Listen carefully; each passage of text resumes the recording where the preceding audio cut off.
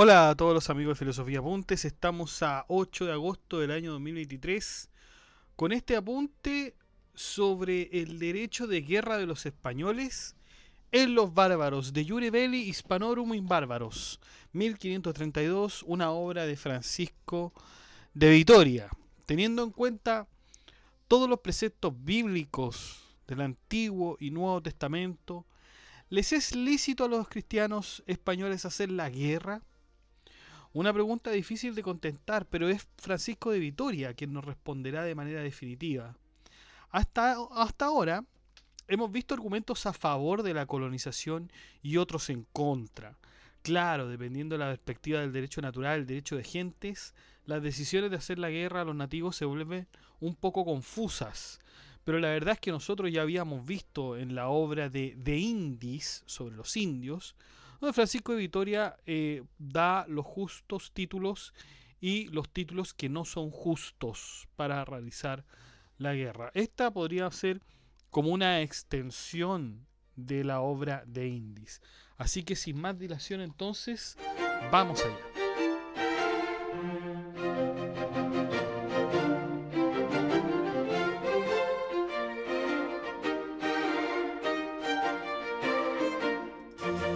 Bueno, en primer lugar, se habla sobre la guerra para el cristiano.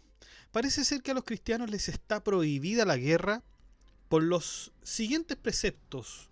La epístola a los romanos dice: os venguéis vosotros mismos, si no dad lugar a la ira. ¿A qué ira se refiere Romanos 12? A la ira de Dios, por cierto.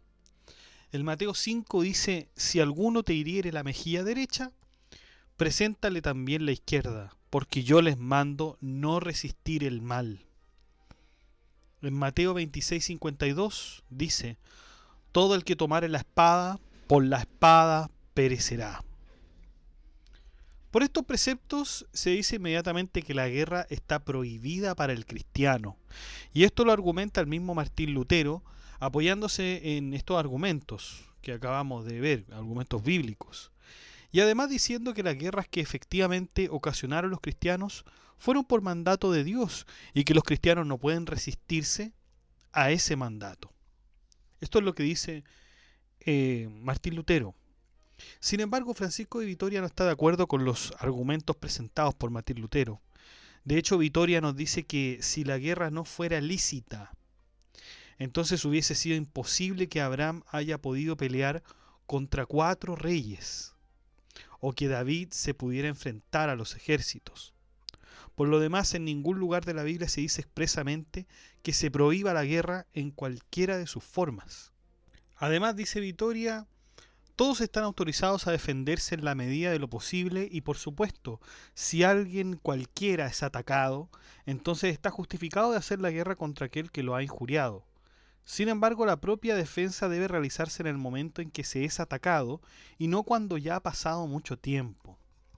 Ahora, quien sí tiene la posibilidad de vengar una injuria pasada, digamos, por mucho tiempo, es la República. Y esto porque de no ser así, entonces los enemigos podrían ver la posibilidad de atacar nuevamente al ver que la República no se defiende. Francisco de Vitoria es muy estricto en cuanto a la posibilidad de iniciar una guerra. La causa debe ser estrictamente la injuria recibida. El príncipe no tiene derecho para esgrimir la espada a menos que haya recibido injuria por el enemigo.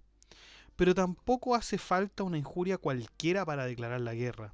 Esto porque, así como existen distintas penas en el ordenamiento jurídico interno, también existen grados de injuria, por lo que no es lícito iniciar una guerra. Si existe una injuria leve, esta no sería suficiente para iniciar una guerra. Los funcionarios con poca importancia no pueden ser, sus declaraciones, por ejemplo, causas de guerra. Si esto fuera así, entonces la guerra estaría dada por cualquiera que cometa una injuria. tampoco puede iniciarse una guerra por disipar las dudas. Es decir, si un pueblo está en dudas de tener una guerra, el otro no puede por medio de las armas persuadirlo a que enfrente la guerra misma, ¿no? Aunque sin más remedio la guerra se iniciará ilícitamente, si es que esto ocurre. Entonces, una vez ya instalada la guerra, porque parece ser que Vitoria ya dice que de alguna manera el cristiano se tiene que defender cuando ocurre una guerra. Hay derecho de guerra, de eso no hay duda, dice Vitoria. Y cuando ya está iniciada la guerra, ¿es lícito matar inocentes en la guerra?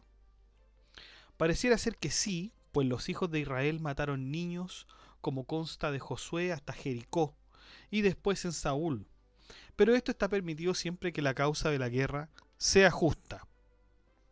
Pero nunca, dice Vitoria, nunca deben ser muertos por sí o deliberadamente, pues consta en el Éxodo 13, no matarás al inocente ni al justo.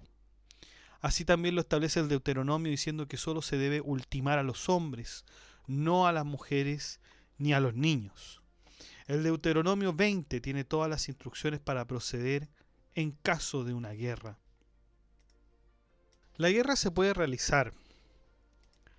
El problema es realmente buscar la guerra, porque el príncipe que tiene la autoridad para hacer la guerra, lo primero que debe procurar es no buscar la ocasión de pelear, sino siempre de vivir en paz, como mandó San Pablo en el capítulo 12 de su carta a los romanos, considerando que todos los hombres son prójimos nuestros, a los que debemos amar como a nosotros mismos, y es que todos tenemos un Dios común, ante cuyo tribunal hemos de dar cuenta. Sería un extremo salvajismo buscar ocasiones y alegrarse de matar y exterminar a los hombres que Dios crió por los cuales murió Jesucristo. A la guerra hay que ir siempre forzado y arrastrado. Declarada la guerra no debe hacerse para exterminio del pueblo contra el cual se pelea, sino para lograr el fin de la guerra, la realización del derecho, la defensa de la patria, la paz y la seguridad. Lograda la victoria y terminada la guerra, es menester usar del triunfo con modestia cristiana y que el vencedor se constituya juez entre ambas partes, una la ofendida y la otra la que perpetró la injuria, con el fin de que no como acusador sino como juez pueda dictar sentencia con la que satisfaga a la parte perjudicada, y en cuanto pueda hacer con el mínimo detrimento del pueblo agresor, si bien castigando debidamente a los culpables, máxime entre cristianos, entre los cuales la culpa de las guerras está casi siempre en los príncipes. No es justo que a los súbditos que luchan de buena fe por sus soberanos se les pueda aplicar aquello del poeta: las locuras de los reyes las lloran los súbditos. Y así terminamos entonces esta breve obra de Francisco de Vitoria sobre el derecho de guerra en los españoles, de los españoles en los bárbaros. Es una obra bastante corta y que de alguna manera nos da el permiso, Vitoria, de hacer una guerra justa, pero una guerra extremadamente moderada, una guerra que debería llevar un príncipe cristiano, pero esto es, no quiero decir utópico, pero es muy poco probable que suceda.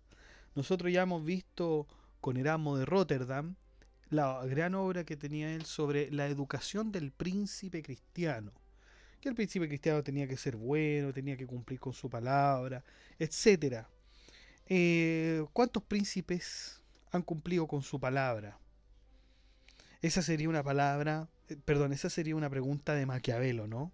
¿Cuántos príncipes han cumplido con todas estas cuestiones, con todas estas virtudes que ya se hablaban desde Platón, desde Aristóteles, Santo Tomás, ahora Francisco de Vitoria, que nos habla de la moderación en la guerra, imagínense?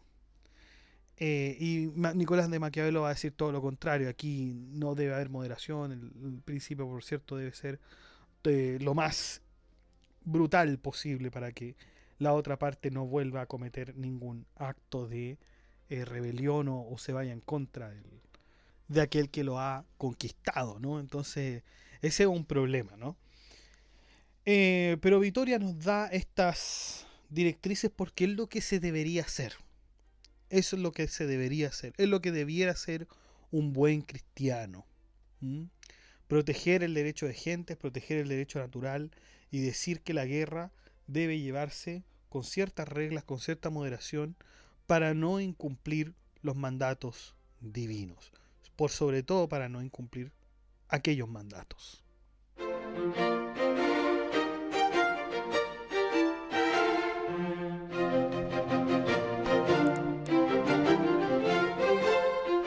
Bueno chicos, eso ha sido todo. Muchas gracias por escuchar este podcast.